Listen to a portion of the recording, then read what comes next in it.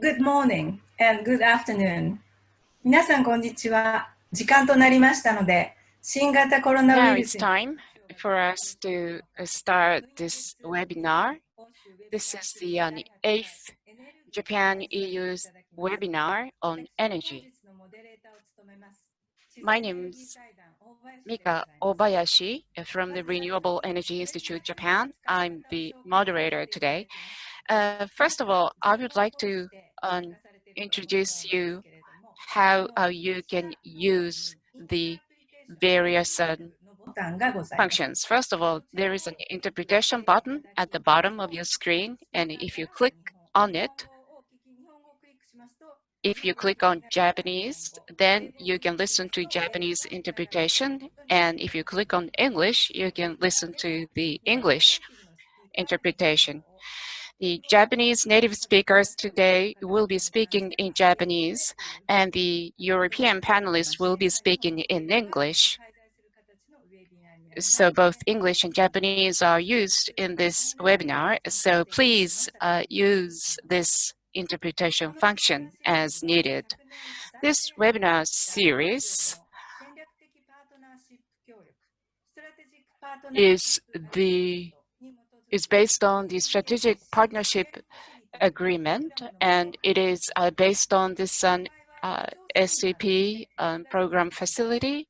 And the first webinar was conducted in June, which took up the overarching theme, which is the recovery from coronavirus and the cooperation between EU and Japan.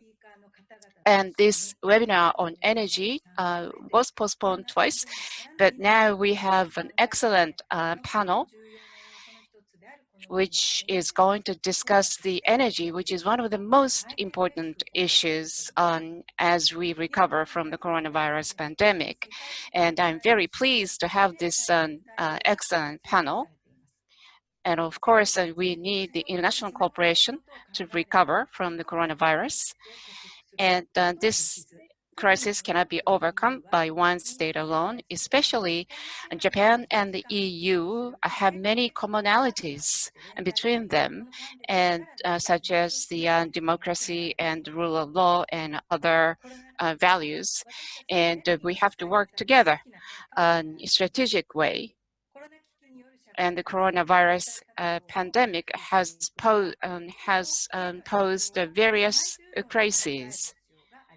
And we need to build back better and implement the green recovery. And these terminology also refer to the design of socio-economic system based on natural energies. The specific measures for recovery may vary from one country to another. And so what are the differences between Japan and the EU, and how can we together work to overcome this crisis? And we'd like to especially discuss this key policy area, which is energy. Now we have a very excellent panel. First of all, Ms. Cristina Lobilo Borrero, Director of Energy Strategy and Coordination of DG Energy, European Commission, and Mr. Takuya Yamazaki, who is a special advisor to METI and who is currently Director General of JETRO at Brussels office. And the third speaker is Mr. Sebastian Holdbuhl, Head of Government and Regulatory Affairs, New Markets Asia Pacific, OSTED. And the fourth speaker is Dr. Hiroshi Okamoto, Executive Vice President of TEPCO Power Grid. And so these are our panelists. So first of all, I would like to ask Ms. Cristina Lobio Borrero to say the opening remarks.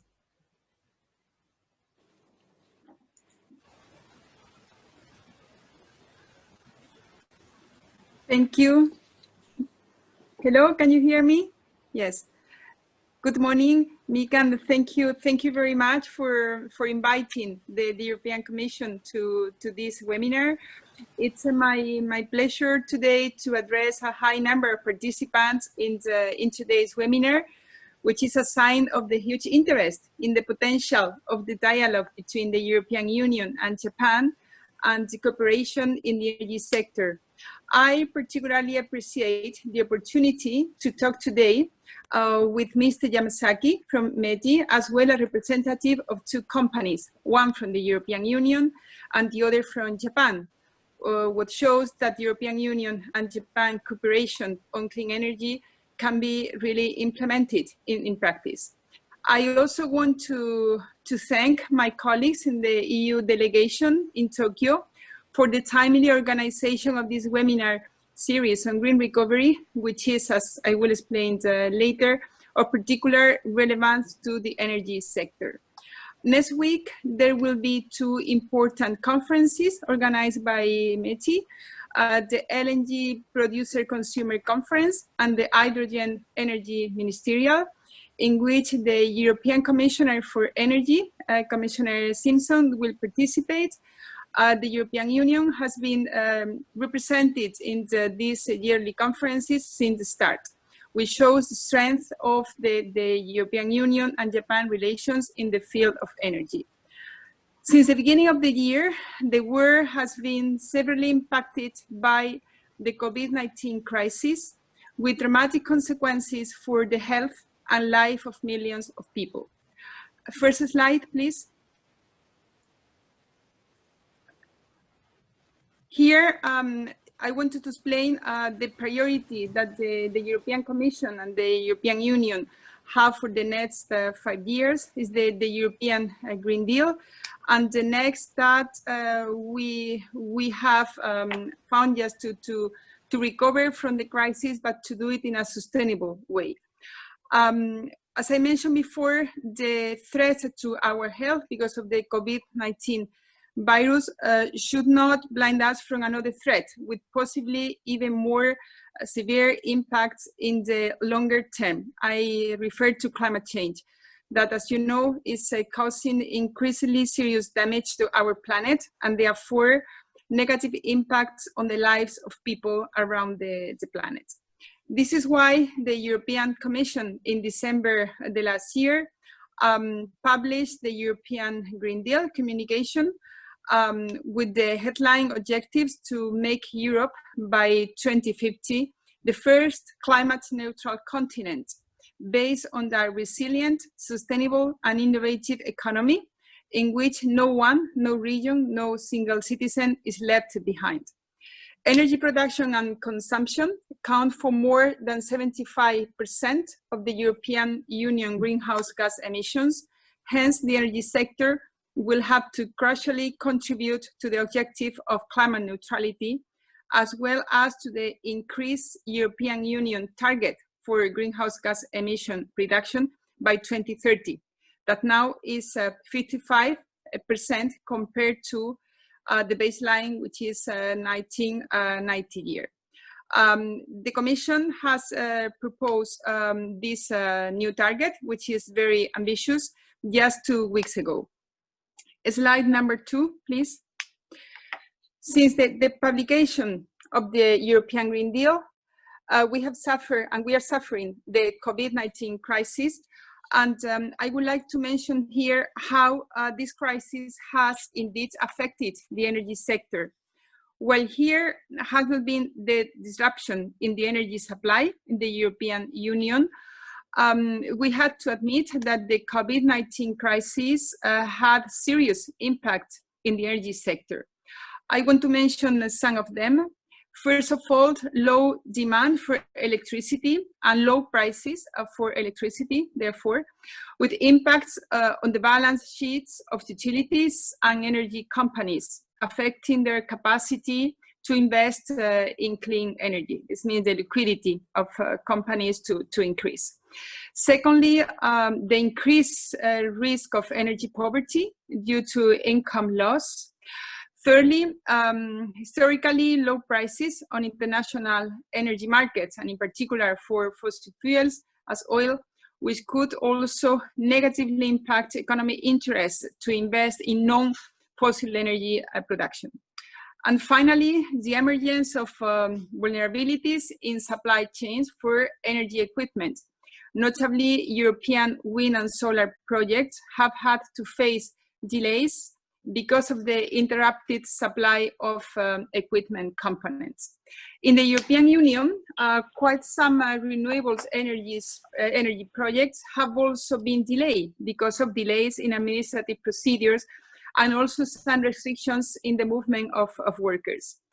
In the most acute phase of the crisis, the European rooftop solar photovoltaic market came to stand still, mainly affecting a large number of small and medium enterprises operating in this market segment. In addition, considerable wind and solar photovoltaic capacity to be actioned in 2020 this year has been postponed.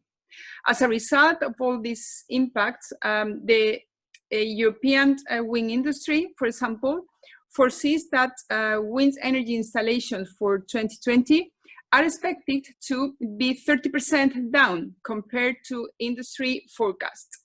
The solar industry expects a drop of about 20%. The longer-term picture for renewables investment is as yet not fully clear and will, of course, depend on how rapidly general economic activity will pick up. Particular attention also has to be given to the negative impact of the crisis on public budgets, risking to limit the possibilities for government support the renewable sector. In the recent report on investment in the energy sector, the International Energy Agency expects a 13% drop in new installed renewables capacity this year as a result of the COVID-19 pandemic. In this situation, the European Union has proposed a very ambitious recovery plan, but I must say that I think that this recovery effort that all major economies in the world have already announced and have a massive scale, and their impact will stay with us for years. So this is the reason why now the first priority of governments, I must say, in the whole world is the recovery. The Green Deal and the acceleration of the clean energy transition should be for us, for the European Union, the cornerstone of the recovery. Next slide, please. And here I wanted to explain how the European Union wants to or has proposed to tackle this crisis. In July this year, the head of state and government in the European Union reached an agreement on two important financial instruments. The first one is our budget for the next 7 years, from the 2021 to 2027, and also a decision of a new financial instrument that is particularly focused in the economic recovery, is the so-called New Generation EU. This new financial instrument will account for around 750 million euros in loans and grants, and will help also to accelerate the clean energy transition.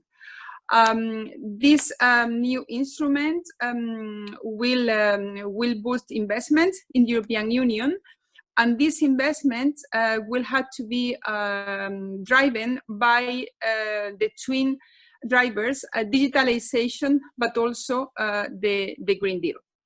And here, I think it's very important that for us, the only way to overrun this crisis is just to do it in a sustainable way.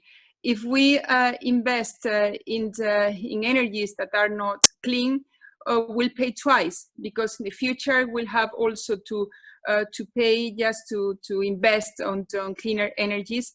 So this is the reason why this big amount of budget of money will give the opportunity to member states to invest on renewables energies, on energy efficiency, and new technologies related to clean hydrogen and other new technologies that could help the energy sector to recover in a sustainable way. At the same time, I want also to indicate that the sustainable growth could also help to create jobs and growth in the European Union. Next slide, please. Well, here I want to indicate that for the clean energy, the recovery, I think we have indicated the 4 areas where this investment could be devoted. And here I have explained the renewable energy. I have also mentioned the renovation wave. That is an initiative that the College of Commissioners plans to adopt the next week. And here the main purpose is to enhance the energy efficiency in buildings. And the idea is just to duplicate the rate of renovation of buildings in the European Union, where around 70% of the buildings, both public and private, are not efficient from the energy efficiency point of view. And as I mentioned also before, there are 2 areas where our commissioner wants to insist during the whole mandate, is the concept of the energy system integration, and also the hydrogen, where we want also to cooperate with Japan in the years ahead. The European Union, as you know, accounts for around 9% of the global greenhouse gas emissions, and so this is the reason why we need to cooperate with our partners in the world, to invite you, and in particular Japan, to be also embarked in the clean energy transition that, as I have mentioned, will not only result in clear benefits for the health and the environment, but also will also provide or show that an engine for sustainable growth and jobs. In the European Union, we stand ready to closely work together with Japan to support the green recovery efforts in the energy sector. I think that our cooperation should focus on sectors that combine the job creation and the sustainable development of our energy sectors, both in the European Union and in Japan.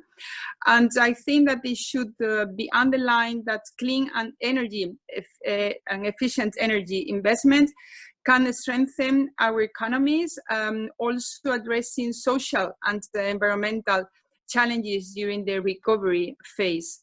As such investment combined positive short-term macroeconomic effects with local job creation, competitiveness, and increase in our GDP, with long-term sustainability, and structurally strengthen our economy.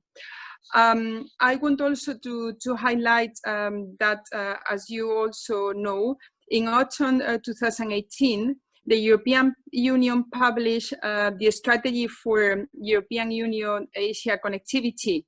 And in 2019, the last year, we signed the European Union and Japan connectivity partnership.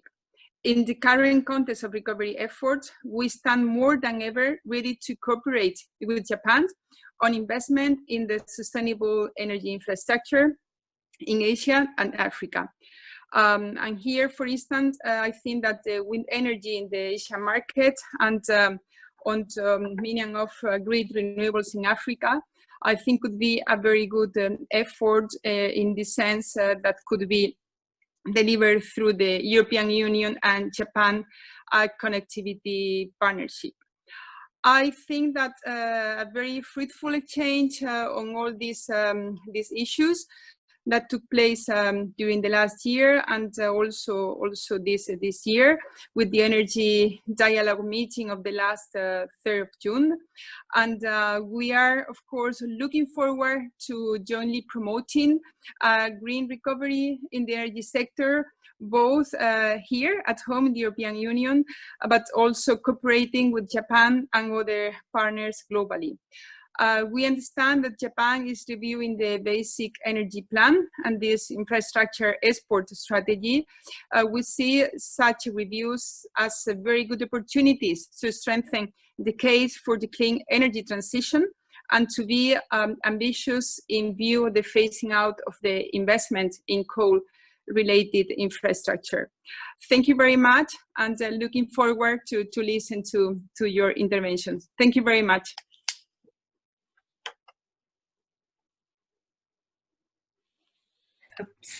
ボレロさん、大変ありがとうございました。非常にインプレッシブな Thank you プレ very ゼンテー much, ションでした Ms. Borello. That was まあ very 一つ impressive は、presentation. 130兆円を超える予算というの So が 130 trillion EU の中で yen or 参 more 加さ of れ、そのう budget ちの多くが、is 気候変 allocated 動あるい within は水の EU, 回復に使われてい and く。 majority of さらに that デジタリ is ゼーションに spent もいろ on んな予算が使われ green ていく。 recovery 非常にインプレッシブな and renewable energy. ご提 So 案 that だ was a very impressive proposal made in the それで presentation. は次に、山崎 Now, 拓也さん、 I would 経済 like 産 to 業省 call スペ upon シャルアドバイザ Mr. ーで Takuya Yamazaki, who is the 日本 Special 政府 Advisor の to Ministry of Economy, Trade and Industry of COVID へ Japan. の対応、また今のエネルギー政策について Japan's 説明いただ response け to ましたら COVID-19 and also Japan's renewable energy policy will be covered in his presentation. This is Yamazaki from Ministry of Economy, Trade and Industry. Thank you so much for this opportunity today. I'm very honored.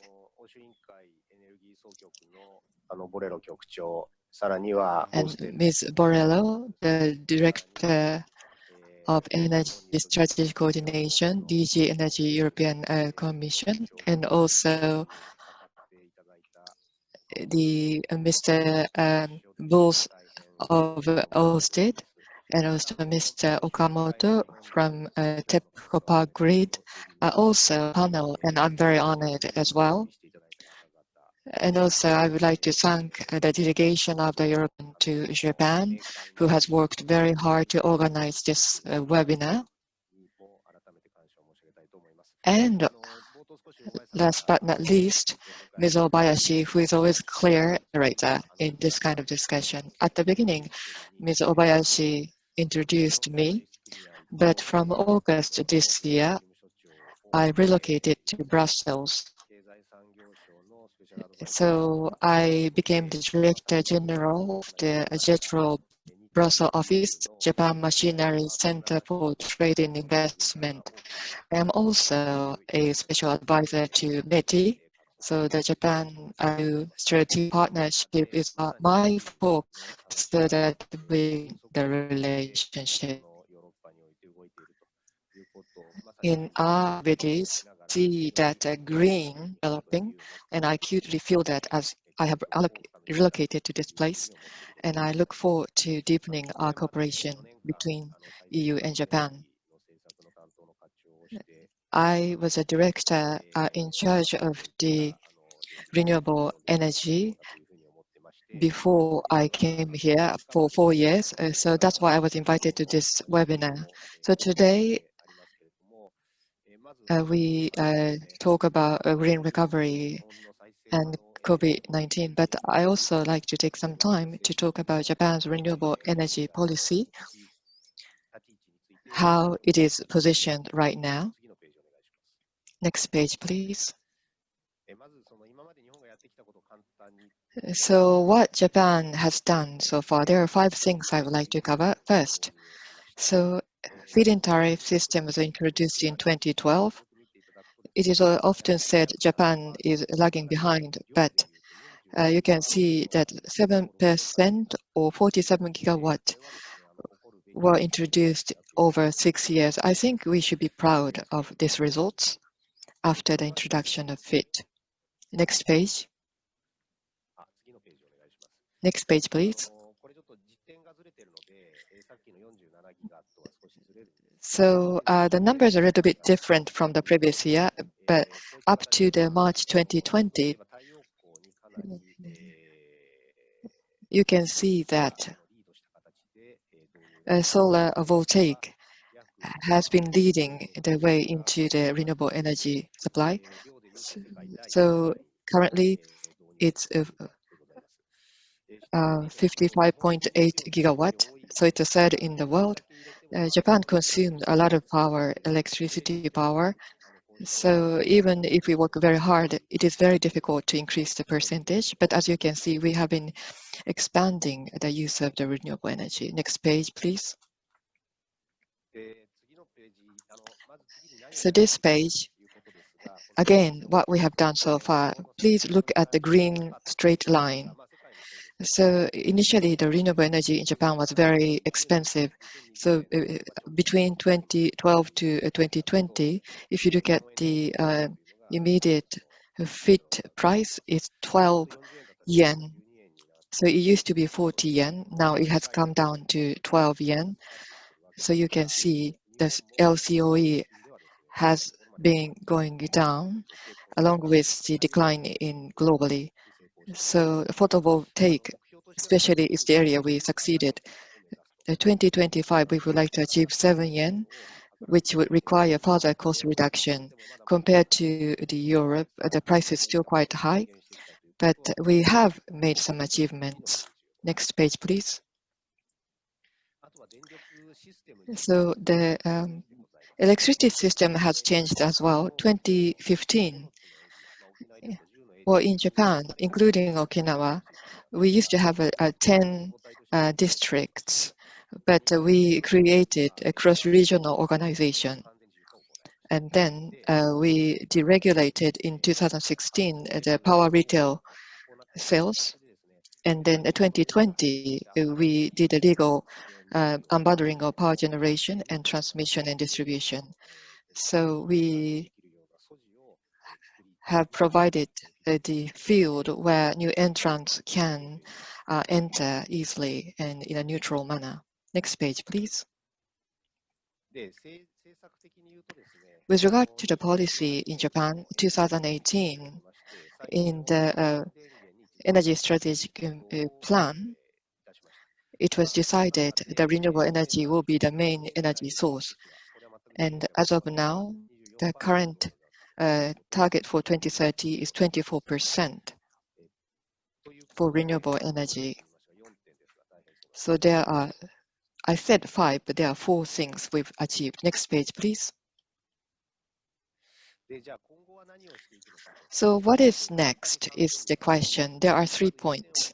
First point, well, further expansion of renewable energy source is necessary, and offshore wind is the area we would like to focus. And furthermore, we need more flexibility in grid connection for renewable energy. And we also need next innovation to create market. So we need to focus on hydrogen and distributed energy system. Next page, please. With regard to the offshore wind, this is the Japanese wind map, and the red areas we have a very strong wind, and orange or dark orange means that it is have a good potential for offshore wind generation. Or in short, we have a lot of potential in Japan. However, we don't really have a shallow sea area in Japan, so we have a bottom-mounted wind farm, but we also need to learn about the floating type as well. Next page. Next page, please. So currently in Japan, I'm sorry for this detailed slide. This is the plot of the current offshore wind projects.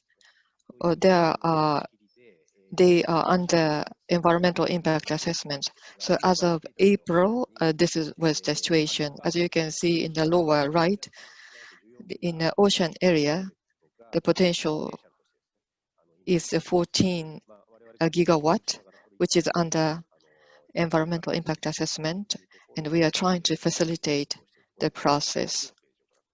Next page, please. So in 2019, in April, the new law was enacted in April 2019 to promote offshore wind. So that's Offshore Wind Promotion Act. And we designated promotional zones. And then the stakeholders, like a fisherman, will be given the consultation forum. And we would like to enable the long-term ocean use right under this act. In July this year, there was a Public-Private Council for Promoting Offshore Wind meeting held, and the Minister of the Economy and Trade and Industry, as a closing remarks, said that we understood that offshore wind stakeholder required a target of market size in order to invest positively, such as 1 gigawatt expansion per year for next 10 years, as well as over 30 gigawatt in total until around 2040. So he acknowledged the importance of setting the targets for wind power generation. So some figures have been indicated by the minister. So that was about offshore wind promotion. Next page, please. So what do we need to do on the grid? Next page, please.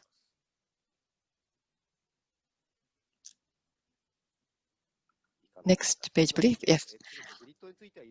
So with regard to the grid, there have been many policies implemented. I would like to pick one of them. So going forward, the master plan will be created so that there will be uniform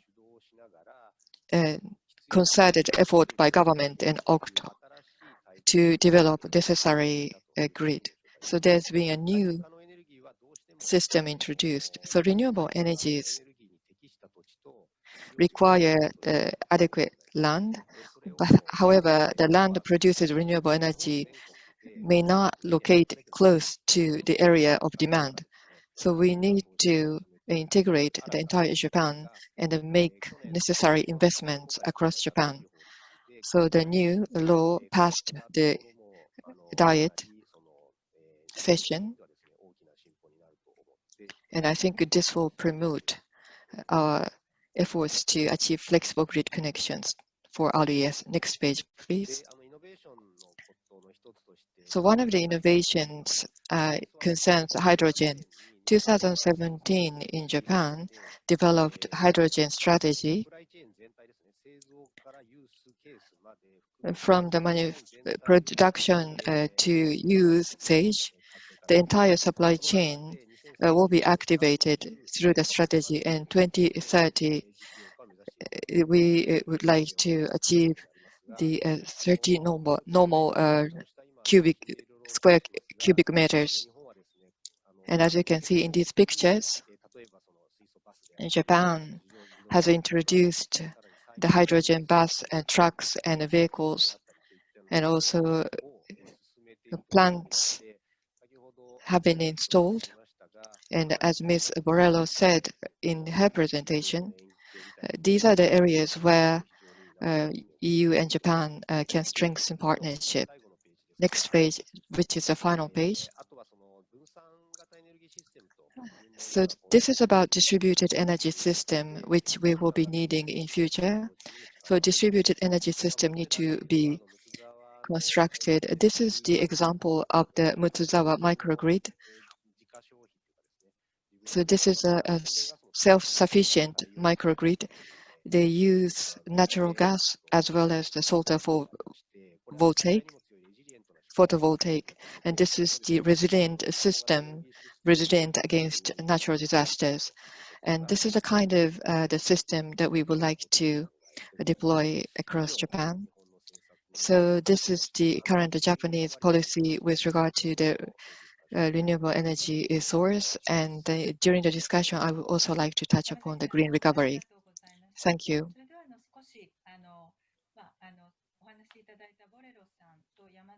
Thank you very much, Mr. Yamazaki. Now, I would like to ask the questions to Ms. Borrello and Mr. Yamazaki. So we are now facing this COVID crisis. From the viewpoint of energy systems in the EU and Japan, what does this crisis mean? And the impact for the future energy system? And does This crisis means the conclusive start of the end of the era of the fossil fuels.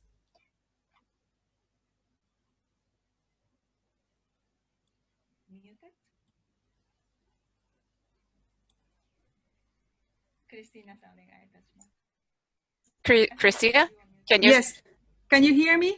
Yes, thank you very much. Mika, thank you very much for this question. Indeed, as I mentioned before, the COVID-19 crisis are part of the very negative consequences for the health, has also entailed serious consequences for the economy, for the whole economy in the entire world, and in particular in the energy sector, which is a sector where I work and that we are treating today. We have seen, first of all, a drop in the demand of 20% in the European Union. And when it comes to renewables, 30% drop in the wind energy and 20% for the solar photovoltaic. So this is the reason why, as I mentioned in my intervention, we are convinced that the recovery need to be focused on boosting clean energies, and in particular, in the European Union, and first the European Commission, we are now proposing some initiatives. I want to mention very briefly that a part of the New Generation EU, all the, let's say, the budgetary framework that will have first for the 7th next year, and the New Generation EU that foresee 750 billion that we had to be spent in 3 years until 2023 by member states. And this investment will have to focus, 40% of this investment will have to focus on Green Deal. That implies clean transport, clean energy. And here I want also to mention that in the European Commission, we are working this year in 2 strategies that will be very soon published. One is the offshore wind strategy. We want to boost, to develop more offshore wind energy in the renewable sector projects. So this is the reason why very soon we will be publishing this communication. And also the renovation wave that I mentioned in my initial speech. And we have seen in our statistic, in our impact assessment, that we have done for the increase of the 55% of the reduction of greenhouse gas emission, that one of the sectors that we can somehow enhance the reduction of the greenhouse gas emission is in the building sector. And here there is a figure that I mentioned, and I think it's very impressive, is that more than 70% of buildings in the European Union are not efficient. So here, the renovation wave, this is the strategy that the College of Commissioners plans to adopt the next week, is one sector where we see that investment could also help to reduce the greenhouse gas emission, also promoting energy efficiency. But in the promotion of energy efficiency, we can also promote renewables energies at local level, and also new technologies.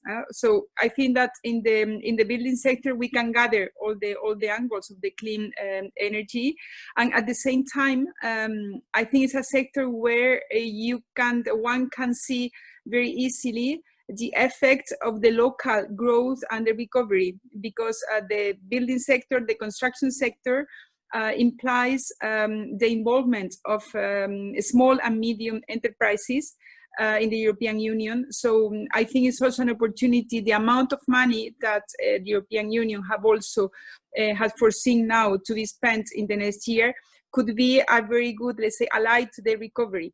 So I think that here in the European Union, I think there are 2 main principles. First, an increase of the budget that we have for the investment to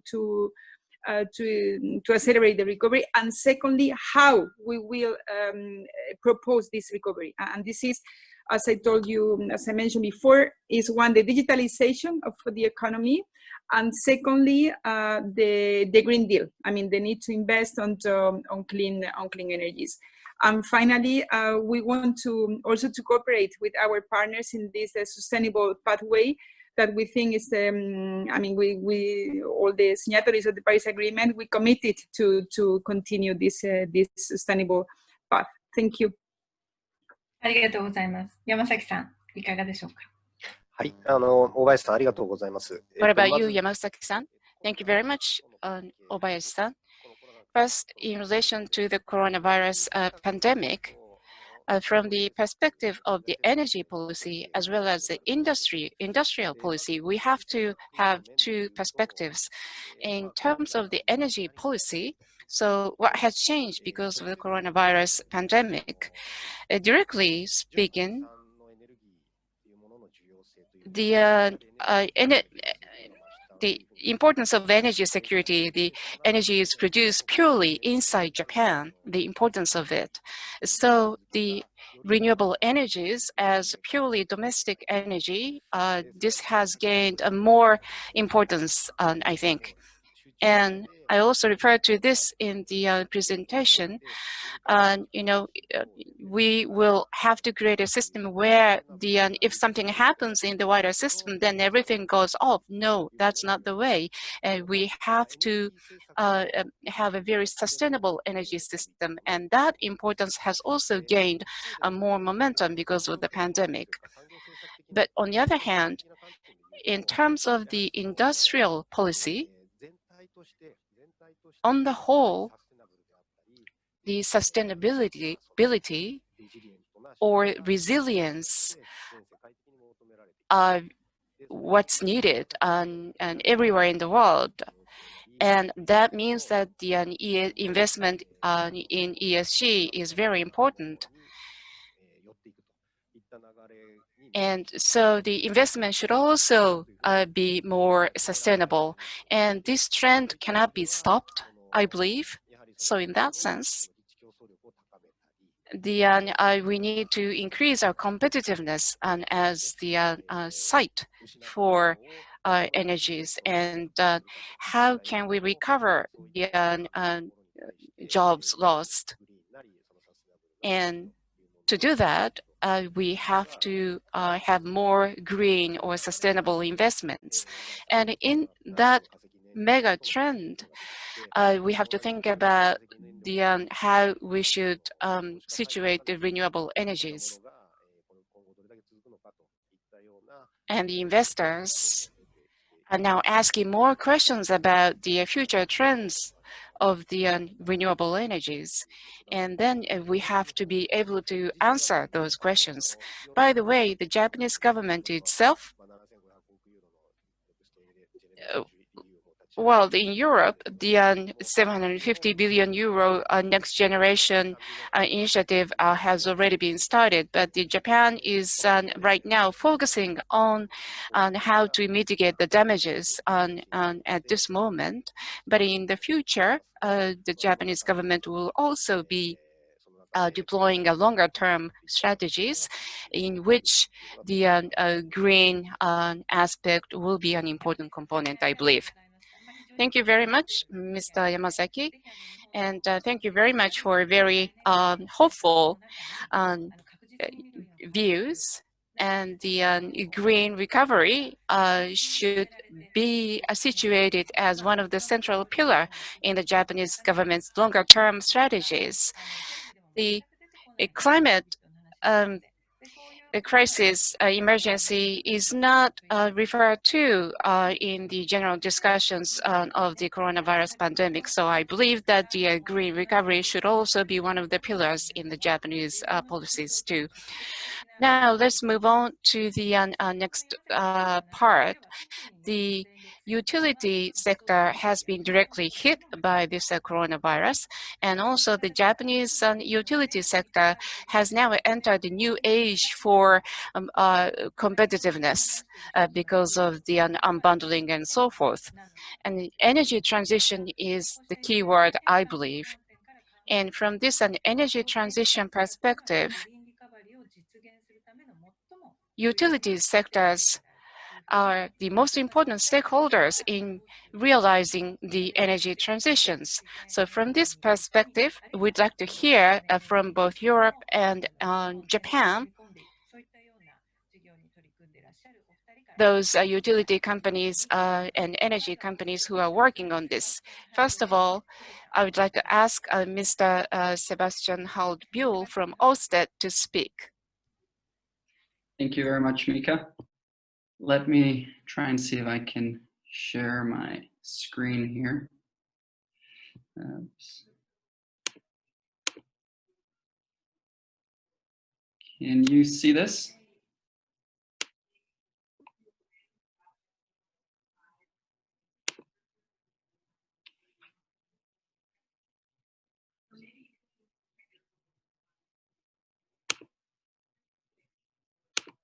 I think that your slide is not shared. No, What about now? it comes up, yes. Okay, but I have lost, apologies. Let me see, because I cannot see my slides. You have to find another screen to see that. Yes, can you see it now? Perfect. Okay, great. Sorry about the technical challenges. So thank you very much for having me here to speak. I'm very happy and honored to be part of this excellent panel. I think both Christina and Yamasaki-san had some very, very interesting points in their previous presentations. I will start by talking a little bit about the potential of offshore wind energy, both in Europe and Japan. And then maybe similar to Yamasaki-san, we can focus more on the impacts of COVID on the energy sector in the Q&A afterwards. So let me see. So first of all, for those of you who may not be familiar with us, Ørsted is a Danish majority state-owned energy company. And we have 30 years experience of developing, building, and operating offshore wind farms. Today, we have just under 7,000 megawatts of offshore wind in operation, and we're constructing a further 3,100 megawatts. That's about 1,500 turbines in the oceans right now, spinning across 26 offshore wind farms.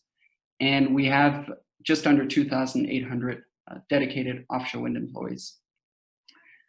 We like to say that we pioneered the offshore wind industry.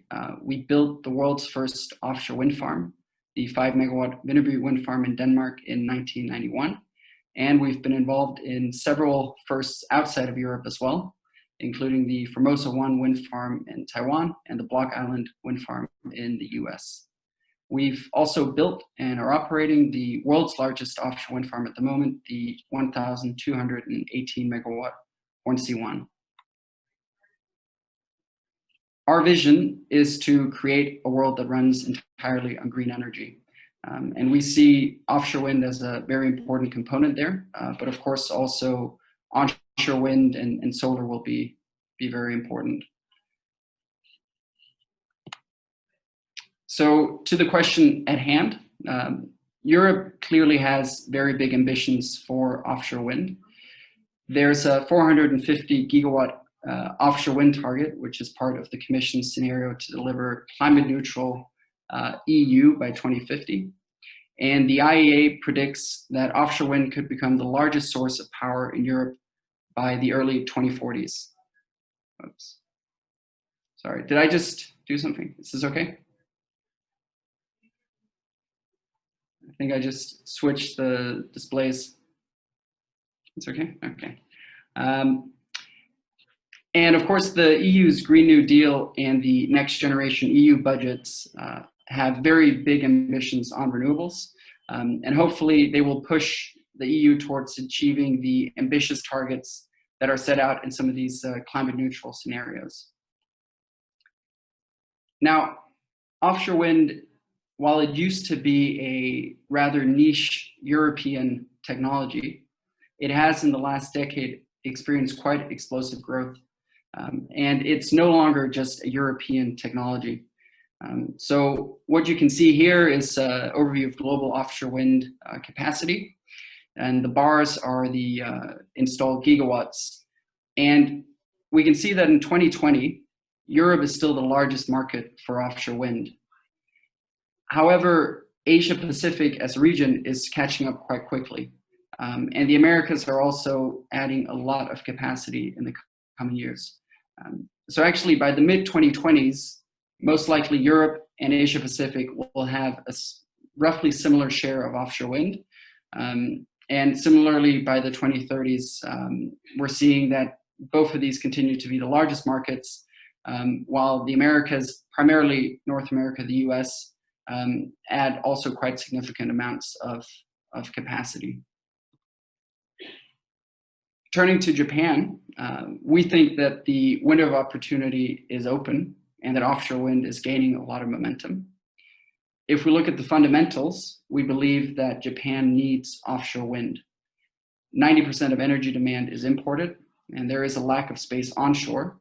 So probably it would be hard to continue to hit the renewables targets purely with onshore renewables. There is also political momentum. The renewable target of 24% is already in place for 2030. And that has a 10 gigawatt share of wind, as Yamasaki-san explained earlier. But as Yamasaki-san also alluded to, we are hearing rumors in the market that Japan may actually introduce a pure offshore wind target, and that might be 10 gigawatts by 2030, and perhaps even as high as 45 gigawatts by 2040. So there is a lot of political momentum as well. Furthermore, 2020 will see the beginning of the first offshore wind auctions. And this will follow plans to auction off probably 1 to 1.5 gigawatts of offshore wind per year. This, we believe, will bring competition and visibility to the market and will help lower the costs, which should hopefully create a positive cycle of increasing political ambition as the cost continues to be reduced. Finally, we think Japan has very significant potential. If we look just at the fixed bottom sites, so not floating offshore wind, in our assessment, you probably have space for 26 to 39 gigawatts of just fixed bottom. So you can build very large amounts of offshore wind without resorting to floating offshore wind. Although, of course, we think the two go hand in hand in Japan, we think it is important to highlight that with existing technologies, you can still add a lot of capacity. So in our mind, there are a couple of things that we would suggest in order for Japan to fulfill its offshore wind potential. Number one is to pursue large-scale offshore wind farms. And in offshore wind, when we say large scale, really we're talking 800 megawatts plus.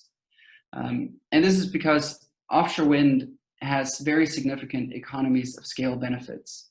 So when you go up in size, you drastically reduce the cost. And in Europe, we saw that the cost of offshore wind fell by 63% between 2012 and 2019. And of course, there was a big maturation in the industry.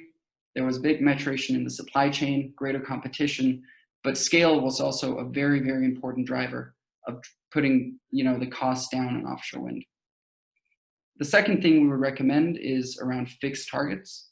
So creating visibility and pipeline. This is very important, not just for the developers, but also for supply chain players, as they are the ones who need to make big upfront investments early on. The third recommendation is to create flexible frameworks. It is important to have the ability to adapt and optimize. And this is something that we've seen from Europe has helped further decrease the costs. Finally, we think having a mix of international experience and local expertise is a good combination. So you can reap the benefits of 30 years of experience while adapting these to the local circumstances. The final thing I wanted to touch on is, well, what's in it for Japan? And the slide you see here shows the levelized cost of electricity for a number of different technology sources in Northwestern Europe. And what you can see is that the offshore wind cost, which is what we have on the right-hand side, is today about 56 euros per megawatt hour. This is significantly cheaper than the cost of natural gas or coal and nuclear power in Europe. So offshore wind has gone from 8 years ago being one of the most expensive energy sources in Europe to being one of the cheapest. And what we think is really exciting about offshore wind is that apart from being cheap, this is a large-scale renewable technology. We can build offshore wind farms that are in the size of nuclear power plants, multi-gigawatt, that can power millions of households. And it's a domestic power resource with a very significant potential to drive economic growth. So we hope that as governments across the world look at stimulus packages to reignite economies in the wake of the COVID-19 crisis, we hope that there will be a focus on the green recovery, because we think greater investments into this can help not just fight climate change, but it can actually help create a more efficient, lower cost energy system as well. So that, thank you very much for your time and patience with my technical issues. セバスチャン、どうもありがとうございます。それでは次に東京電力パワーグリッド。 Thank you very much. Now I would like to call upon Mr. Dr. Okamoto from TEPCO Power Grid. Dr. Okamoto, please. I think you're muted.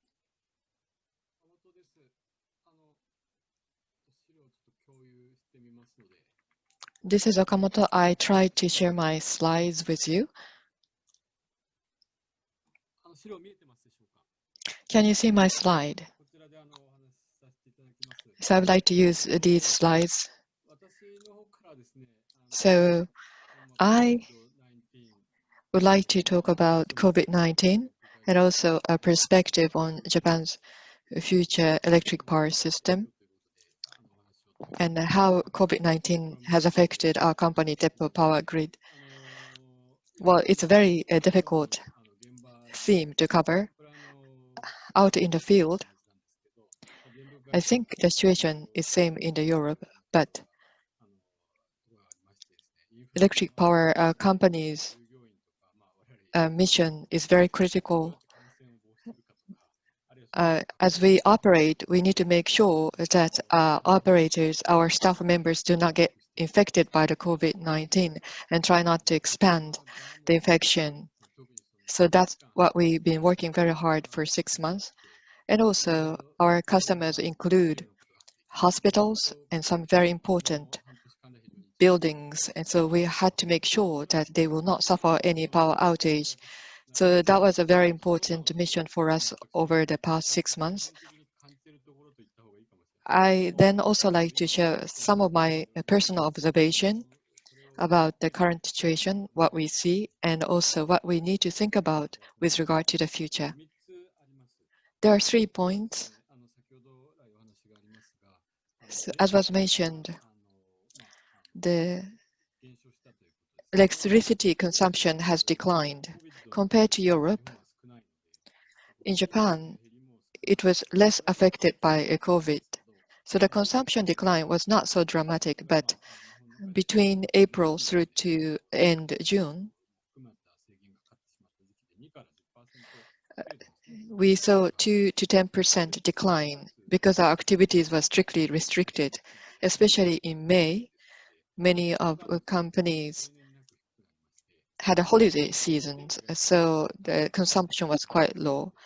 However, because the weather was very good, the solar photovoltaics percentage became very high, historically high, and there was some surplus of photovoltaics. So the consumption declined, and also it was mentioned the investment into renewable energy is slow, but currently, even with a low demand, when we fully generate renewable energy, we need to somehow manage that surplus. So that flexibility was the challenge. So that would be the mid to long-term challenge. The second point I would like to mention is that according to IEA statistics, and also if you look at the situation in Japan, we learned that reduction in CO2 emissions had occurred. However, full year reduction would be less than perhaps 10% in terms of reduction. So if we try to globally reduce the CO2 emission and try to be neutral, then it's going to be a very difficult task. And at the same time, we need to mitigate the negative impact on the economy. So while we use the energy needed for economic activities, we also need to reduce the CO2 emissions. So that is the energy transformation we need to go through. The third point I would like to make is perhaps because of the global warming, we have suffered extreme weather events such as torrential rains, and evacuation centers, shelters had difficulties operating because of the COVID-19. So we had dual disasters of COVID-19 and extreme weather events. And we learned that energy system resiliency was very critical, and how to utilize the distributed energy resources. That was really the challenge we identified. Those are the three things that I've observed over the past 6 months. And relating to those 3 points, I would like to continue my presentations. So first point I would like to make is that this slide, well, I don't have much time to explain, but well, Edison's era utility 1.0 business model started for utility, and we need to reach the utility 3.0 stage, and we need 5 Ds to bring energy transformation. So deregulation has started, and we see many new entrants into the electricity market. But when you think about renewable energy, and be it electric vehicles, lots of people, many people have a means to benefit from deregulation. So we are seeing a trend of democratization, which is shaping the operation of utilities. As for the energy transformation, the government has set the target of reducing the GHG by 80% by 2050. So what kind of energy transformation we need to achieve that? And so we did some calculation. So demand side of the energy and supply side of the energy were looked at, and to see what kind of investments are needed and what kind of optimization is possible are explored through the models. So 2030 is shown here. But if we try to reduce by 80%, so this is looking at the primary energy consumption. You see the portion which says non-electric. So this portion need to go through electrification. So the transportation sector, well, this includes the usage of hydrogen. So electrification need to take place in transport sectors. Another thing is that the energy supply side need to increase the non-fossil energy, namely the green energy need to dramatically increase. So in order to achieve these things, the grid need to connect demand and supply sides. So as for the future energy system that I envision, so it could be a very small scale solar voltaic panels at household, or it could be a gigawatt scale of offshore wind, or it could be a major power plants, traditional power plants. And also the storage battery could be 50 or 100 watt per hour, or it could be larger when you're talking about bus or trucks. And heat pump based heat storage. So those various grid edge devices will be connected to the grid. So that will be the era, so-called utility 3.0. And grid edge edge devices are connected through a network, and respective users would share those devices, and electricity will run the society. So the energy would be dominantly electricity in the society. This slide includes wind and solar voltaic and this DER, and this is about the congestion management with DERs as local flexibility resources to utilize the limited energy resources. And finally, the local energy, it could be a photovoltaic, or it could be a storage battery of EV. So these things should be utilized when natural disaster strikes us or at the normal times. So DER information, grid information, or the customer's energy usage and the customer information and weather or other infrastructure information need to be collected and shared as a common shared data so that issue could be utilized locally. So we need such a framework. So to this end, we established Smart Resilience Network, and more than 50 organizations, including lots of research institutes, are participating in this Smart Resilient Network. And we have just begun the activities under the Smart Resilience Network.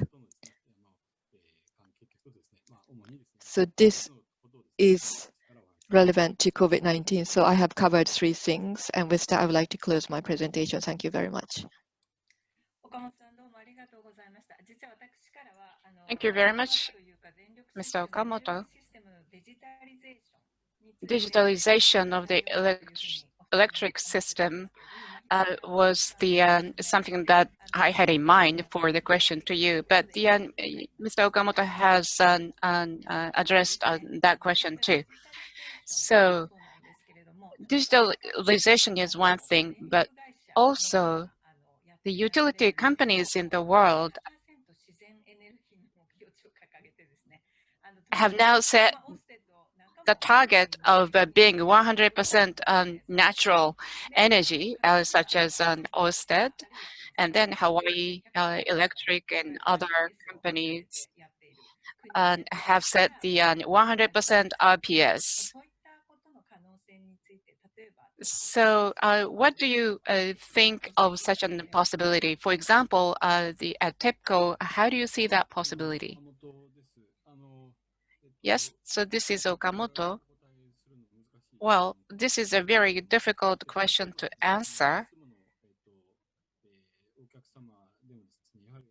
So our clients, for example, they want us to provide 100% renewable energies, electricity. So such a demand is increasing. And so towards zero emissions, the electricity and hydrogen should play a greater role. And so accordingly, the energies needed for producing energy and hydrogen will also grow. And so that is also included in the plan for zero emissions. But in case of Japan,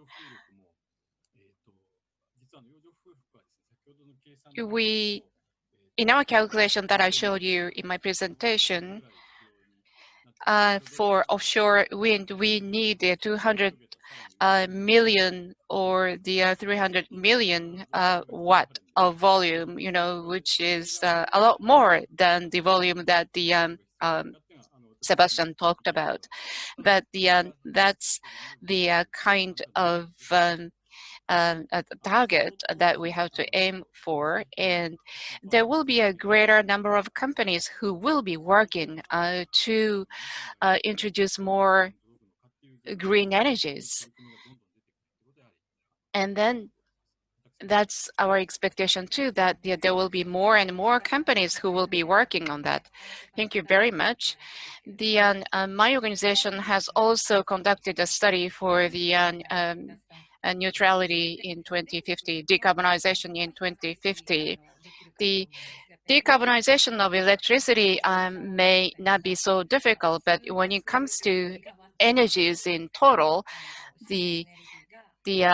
and we need a lot of gigawatts, like 1,000 gigawatts of electricity needed. And then we need to have a very big network to support that.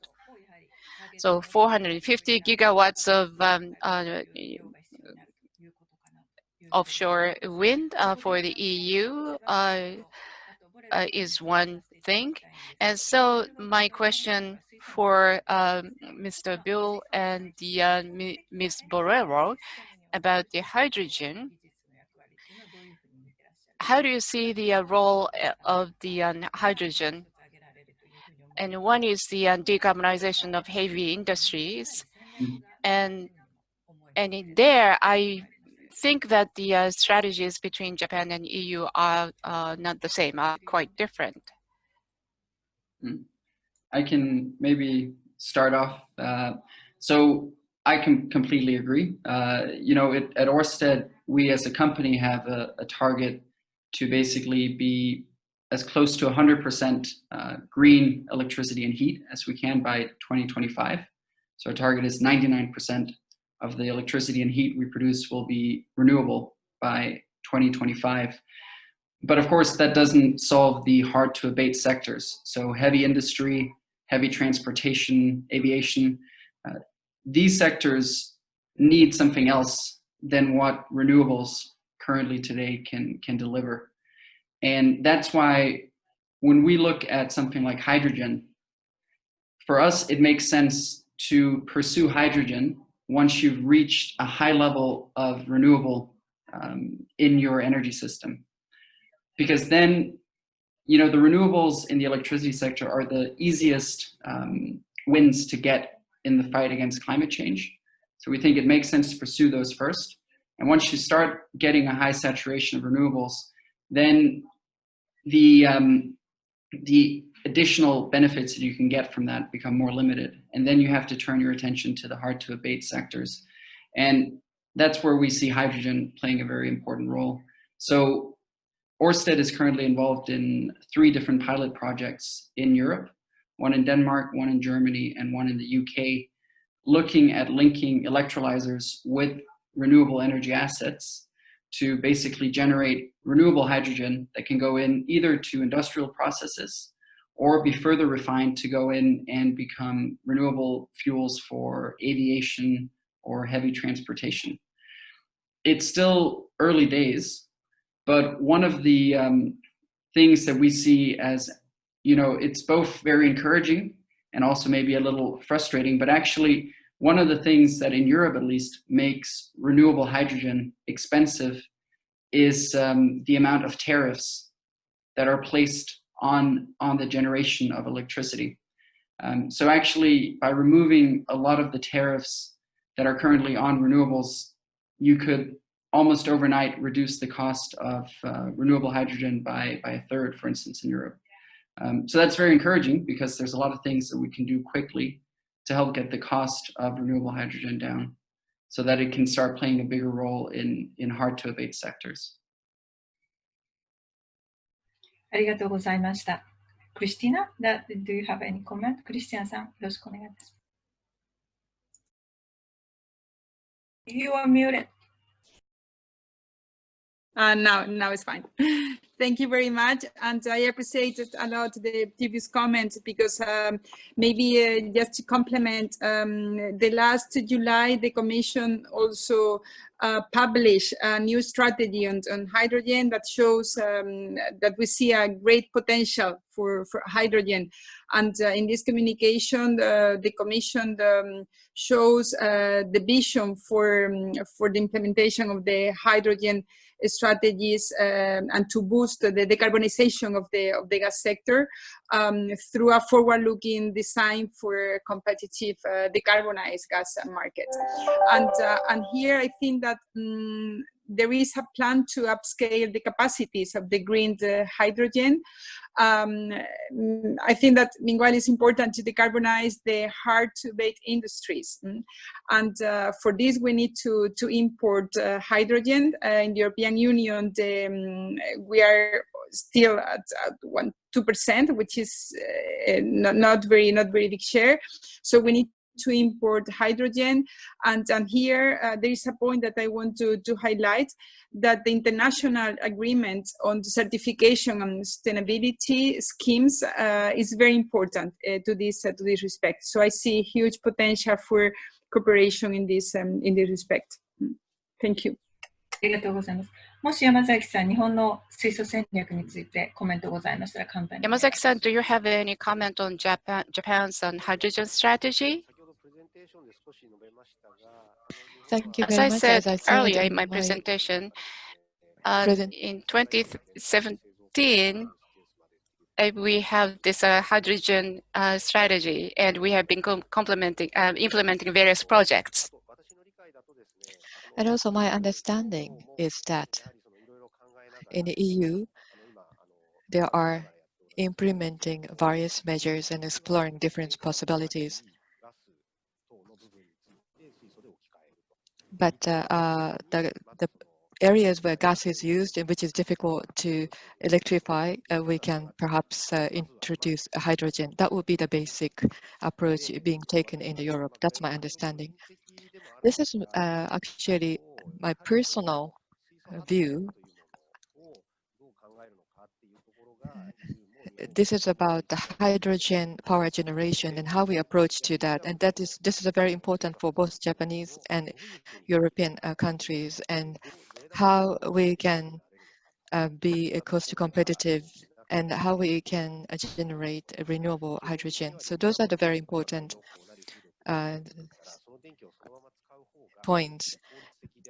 If it is more efficient to use the power generated through photovoltaic and wind, and whether it is justifiable to convert that into hydrogen, whether that's cost competitive, is something we need to ask ourselves. And also we need to think about the price, and or we need to think about the overcapacity issue and the needs of the market. But we also need to continue to think about the hydrogen power generation as we try to achieve the world of carbon neutrality in 2050, because that would be required for the realistic pathway towards 2050 goals. Thank you very much. Christina, do you have any comments? No, thank you. Fine. わかりました。それではですね、だいぶ時間も経ってきたんですけれども。I think we've used a lot of time, but we would like to continue our discussion. So we've listened to our panelists. So after COVID-19, what are the important points in the energy strategy? What would be the future picture of the next energy system? And maybe we can see this crisis as an opportunity. So under the current circumstances, how we can develop the cooperation between EU and Japan. So from the perspective of the government representative or the operator, you can answer any of the points that I made. So maybe, Christina, can you start? Yes. Yes, indeed, Mika. Thank you very much for this question. And My first message that I want to convey is that we see strong potential for strengthen the cooperation with Japan and the European Union. Of course, here we have already an important background in cooperation. We have now the 5 workshops organized to be implemented along the months ahead of us. And here we have already very concrete areas where we cooperate, but we would like also to enhance the cooperation in the context of the recovery of the COVID-19, and here we, in our Green Deal strategy, we have one internal aspect, which is the domestic policy, on which we plan to increase our target for the production of renewables energies and consumption, energy efficiency, hydrogen.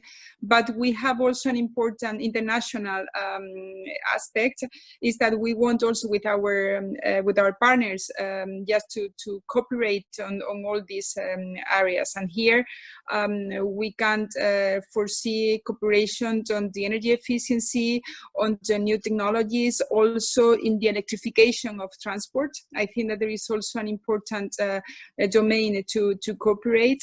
And a part of these 5 workshops that we have already in force, I think that we can also envisage more areas related to both renewables and hydrogen, new technologies, and energy efficiency. So looking forward to strengthening the cooperation, and you can always count with our delegation and DG Ener in the Commission to boost this dialogue and cooperation. Thank you.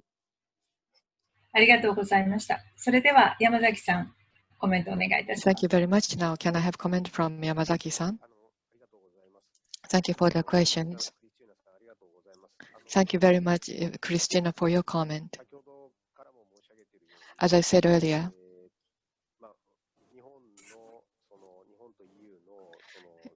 EU and Japan has a strategic partnership, and this strategic cooperation is very important. And the importance is not limited to this green activities, but also it is important for entire economic activities. It's been 2 months since I relocated to Brussels, but I strongly feel this way. Japanese government understands the importance of cooperation between Japan and EU, especially EU has introduced the ambitious Green Deal initiative. So perhaps this is another area that we hope to have a strategic cooperation. This may be my personal observation, but we need to sort of agree on concept. That is important, but also it is important that we have a concrete project through which we can deepen our relationship. In my presentation, I mentioned that point. For example, hydrogen and also distributed energy resource. Those are the areas where we can have a concrete cooperation project between EU and Japan. And towards the recovery from COVID-19, EU and Japan should have more cooperations to support the respective economic recovery. Thank you very much for your comment. Sebastian, can you comment? Yes, thank you. In many ways, this is not so much up to the private sector. So from our perspective, our hope, and we would encourage governments to be ambitious on renewables. They have shown over the last decade that they are actually a very cost competitive technology. Northern Europe is showing that you can have very, very large shares of renewables in your energy system and still have very, very stable energy systems. Denmark gets 50% of its electricity from wind power, and we are consistently ranked as one of the most stable, secure energy systems in the world. So the two can go hand in hand. And as Christina mentioned in her opening remarks, let's not forget that before COVID, there was and there still is an even greater crisis facing us, and that is climate change. And unfortunately, we will not be able to develop a vaccine for climate change. So we need consistent action on this topic. So hopefully what COVID can bring in terms of long-term impacts is that all of these stimulus packages that are being put together across the world, that they in part go to giving a boost to the green transition in the energy systems. Thank you. ありがとうございます。で、最後になって大変申し訳ないです。 Thank you very much. And Mr. Okamoto, can I have your final comment?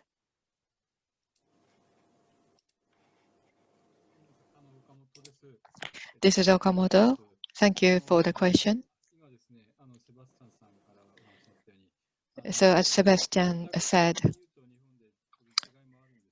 well, there are differences between EU and Japan, but energy transition vision should be shared between the two so that we can learn from each other. In that sense, we both need to set a very ambitious targets. Another thing I would like to say is that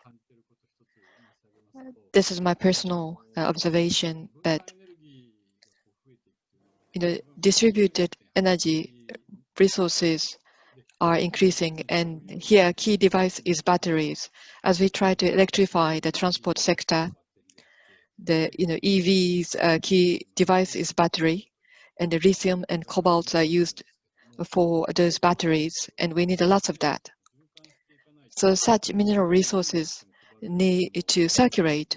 So be it lithium or cobalt, in Japan, we don't really have the resources. So the life cycle management of those minerals are very important. So TEPCO Power Grid has developed the reuse technology and how to manage the batteries. And so those are the areas that we would like to promote our research activities. As we see more energy transformation and transition, I think the energy security issues will become relevant. So as we see more energy transition, we may use less fossil fuels, and that would improve the security situation. However, instead, we would be using more lithium and cobalt. And they can be recycled, but how to secure those resources and how we can circulate them would be quite important so that we will not deplete the resources so that we could achieve the sustainable world. So this is another theme we can possibly explore, and this is something which is always on my mind. Thank you very much, Mr. Okamoto. So battery is one way of storing the energy, and today we mainly talk about hydrogen. So the circulation of the resources and how to secure the energy resource security, those are very important global issues. We have an energy system, however, the resource circulation, recycle mechanism still require the global framework. So this is something that the EU and Japan can have dialogue with. Thank you very much.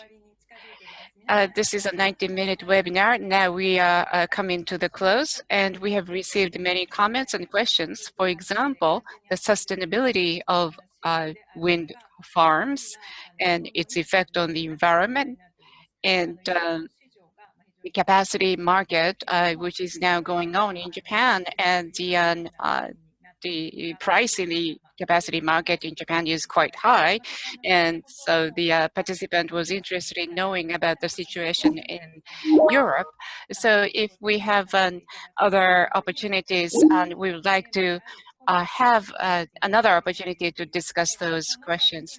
But today we discussed about the energy and COVID-19 and how can we ensure green recovery, and the central to that is the energy transition and this concept of just transition. we are going to make an investments for the future, not in the past, but what we have now, right now, should also be transitioned to the future, and we should not leave anyone behind. And this is also a very important aspect in our effort towards the energy transition. And that's where we, Japan and the EU, can cooperate. And I'd like to thank all the panelists for excellent interventions. And the next webinar, the 9th webinar, is on the connectivity between Japan and EU on different areas. What kind of partnership is possible between the EU and Japan? And that 9th webinar will be held on the 22nd of October. And so please join that webinar too. Thank you very much for your participation.